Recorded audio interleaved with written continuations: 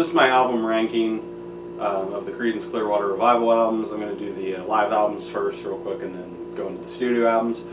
And I feel like before I do this I should kind of go into a little detail about like how I do these rankings and why and stuff like that. Because I'm not going, I don't rank albums by what is traditionally like seen as the best album or what has like the most number of hits or whatever on it. I rank it by like the order I would rather listen to them. And so it kind of, like, I feel like this ranking is, most of my rankings I think are kind of out there, definitely like not where most people would put the albums.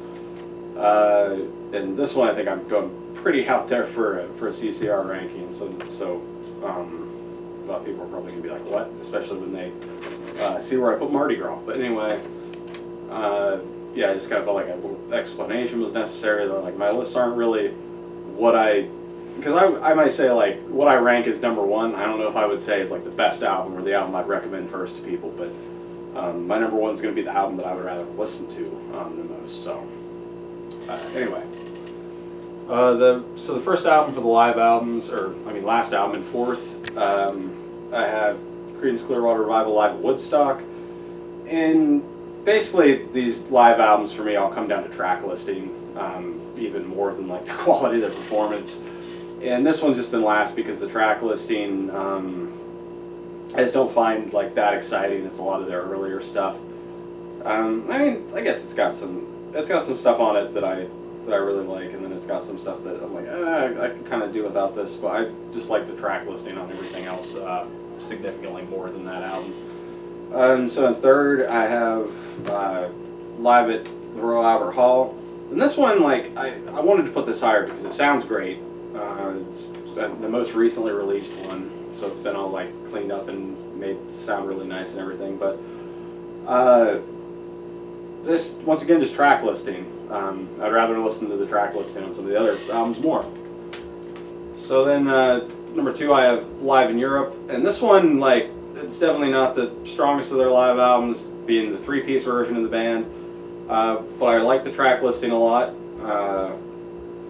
And it is kind of interesting to hear them as a three-piece, to hear like, you know, Fogerty trying to compensate for not having the other guitar and stuff. So it's a fun, interesting live album. And first I have The Concert, and this one to me has the best track listing, and it's the four-person band, so they sound better than on the Live in Europe. So that's the live albums. The studio albums, I think this is where my picks are going to get kind of more controversial.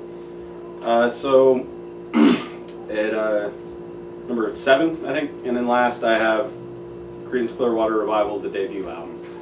I know it's probably like, oh, it's not Mardi Gras. No, not yet.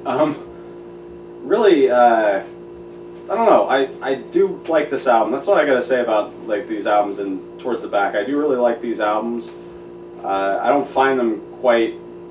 This to me, CCR is kind of weird because it's like 3 of their albums I think are just kind of like and then 4 of them I think are like really good, like great, good to great full albums. So these kind of bottom 3 are ones that just, as a whole, don't really do it for me like as a full album, but they've got really good like individual songs on them. And that's really like the case for this album. It's a relatively short. It's only got 8 songs on it. I mean, like, I Put a Spell on You and Susie Q are the 2 kind of big hits off of it, I think. And I Put a Spell on You, I'm kind of Susie Q I do like a lot. So it really just comes down to the songs on this. I'm not the biggest fan of them. There's not really a whole lot of songs on here. And number 6, I have Bayou Country, second album. So still not Mardi Gras. But yeah, it's really just comes down to this album has 7 songs on it. And I really like Born on the Bayou, Good Golly Miss Molly, and Proud Mary. And those are like the only ones that I really love. And the rest of them, I mean, there's some good stuff on here that I like. But like, if I was making a playlist of like all the CCR songs that I really love from every album, I'd probably only put those songs that I already mentioned on there. But yeah, I think it's not a bad album or anything. It's just not my favorite. It's only got 7 songs, so So, all right, Mardi Gras. At number, what was it, 6? Yeah, probably most people were like, oh god, that's a horrible pick, putting it this high. And yeah, I understand completely why most people would have it in last. And it really just comes down to, I kind of find this album a more interesting listen than their first 2 albums, because some of this, like, none of the songs on there that I'm not the biggest fan of are anywhere near as bad as the worst material on this album. But they're also less interesting, kind of as a result. Because those albums, like, they got some songs like Graveyard Train and like 99 and a half that are just like Penthouse Pauper. Not, to me, not the most interesting songs. Like, they're fine. While they're on, I can enjoy them. But I kind of find just like the train wreck badness of some of the worst stuff on here more interesting than those tracks that are good but just like not that exciting. And also the other thing is that the high points on this album for me are higher than the high points on that album, because for me the best song on this album is Someday Never Comes. And like, if I was picking my favorite song on these 2 albums, well, maybe I'd put Proud Mary above Someday Never Comes, but I like Someday Never Comes better than Born on the Bayou. I like it more than like Susie Q and I Put a Spell on You and Porterville and the songs I like off the first album. And I also like Looking for a Reason quite a bit, maybe not up that much. Take It Like a Friend's bad, but in kind of a pretty funny way, especially the way the lyrics are kind of dealing with the band situation. I Need Someone to Hold, not that bad. Tearing Up the Country, not that bad. Someday Never Comes, like, great.